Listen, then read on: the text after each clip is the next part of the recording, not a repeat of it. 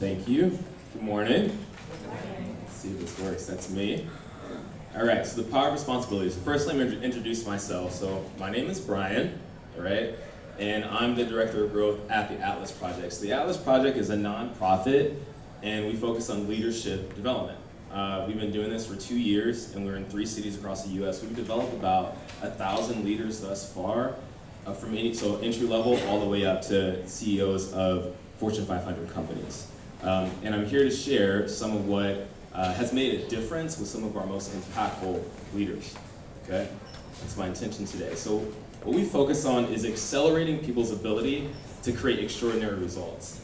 The way we do that in our leadership program is we make our leaders bigger than any conversation or circumstance that's in their way and have them take deep responsibility. So that's what we're gonna get into today to see if we can improve our own level of responsibility. But first I want you to close your eyes. There's audience participation in this event. Did you know that? It's too late to run away. So close your eyes, and I want you to think of a complaint. Something that frustrates you, something that has been a complaint for a while, anything big or small. It could be that your spouse doesn't take the trash out. It could be something at work. So think of that complaint. When you have it, open your eyes. All right, so I'm gonna tell you a secret. That complaint is your fault. Because it's your complaint, it's your fault. You're either responsible for the fact that that complaint exists, you're responsible for how you've responded to it, you're responsible for what you've chosen to do once that complaint is there, or how you've repeated the complaint over and over again. So that's how we hold responsibility, okay? Responsibility means that I am the sole, uncontested author of my life. And that's how we hold it. So if anything's in your space that you're complaining about, you have somehow brought that into your space and have the power to change it. So you are responsible for any state of your life that you have right now. So the money that's in your bank account to the penny, you're responsible for that solely, right? The quality of your relationships that you have with yourself, with your friends, with your family, with the people at work, that is also your responsibility. Like the choices that you've made have resulted in that. And also in the amount of success that you have. Success in life and whatever your achievements are, you're responsible for that. It's part of why there's people who have like lower education level than us, but are more successful. Because how they approach things is just different from how we approach them. You're also responsible for anything else that's in your space. So it's easy to say like, hey, I'm responsible for my health, I'm responsible for my personal level of wealth, but I'm also responsible for the wealth that's around me and the health that's around me. This is the level of responsibility that great leaders hold themselves to. So we're gonna take a couple examples so you can see what this looks like. How many of you work at a company? All right, everyone works somewhere, okay. How many of you are frustrated at some level with the culture of your company? All right, you are that culture. You are that culture. So taking a deeper cut at responsibility, it makes me ask questions like, how have I reinforced the company culture that I'm in? If I have a gossipy culture, where do I gossip? How have I not stopped gossiping, right? How have I not stopped someone else when they're gonna gossip about someone else and let it stop with me? So I get to ask myself, at this level of responsibility, how am I responsible for the culture that I've allowed to persist? Or I still work there, right? I still work there, so I'm also responsible for that. Let's try another one. How many of you drive or have a driver's license? All right. How many of you hate traffic? By show of hands. All right. You are traffic. You are traffic. Like if you're sitting in traffic, by definition, you are traffic. Now, from your perspective, you look around you and you think, I hate traffic. But to everyone else, you are the traffic that they hate. So there are choices that we've made to be in traffic. Another good example of this is, who's gone to the airport at 9 a.m. in the morning before?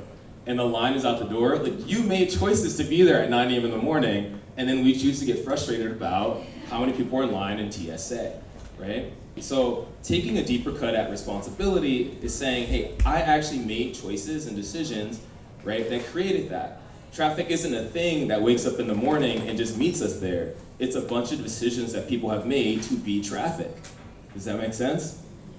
And if enough people took responsibility for traffic, there wouldn't be traffic. We could actually orchestrate things so that people left at certain times so that there wouldn't be traffic if we took responsibility at that level. The benefit of taking responsibility at that level is it activates what we call responsibility. And that's your ability, moment to moment, to choose. Moment to moment, I can choose the responses I want to have and the impact that those are going to have on other people.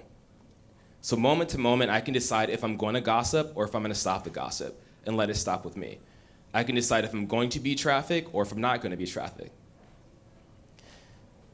We sometimes display this as concentric circles also to show how big this responsibility becomes. So one, I'm responsible obviously for my own health, my consumption, where I live, all of those things. Like if I complain about the weather, I chose to live there, right? Like people in the Midwest complain about the rain. You chose to live in a rainy climate and then you complain about it. So I'm responsible for that, okay? At the next level, I'm responsible for things that are in my we circle. That's things that are going on at my job are in my control and my power. And my family, and my community, the things that I choose to ignore and the things I choose to take action on are also within my circle of influence and responsibility. Lastly, I can look at what's going on in my country, in the world, in my city. What do I choose to ignore? What do I choose to impact, right? Or I can also look at this and say, my city impacts me because I'm part of it, right?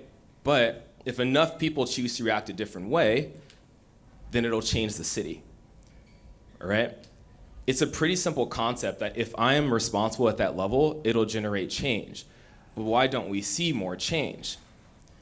Because people don't want to change. People want other people to change. Who can connect to that? Who can connect to that? Often we want change, but when you ask who wants to change, very few people will raise their hand. There's actually another picture below this that I cut out. It says, who wants to lead the change? And there's no one in the audience left. There's no one left in the audience. Because leadership at that level is incredibly difficult. What makes it difficult is that most of us are afraid to risk because we're too concerned about how we're gonna look. If I'm the person at work who shuts down the gossip, what are people gonna think about me? Because the buck stops with me.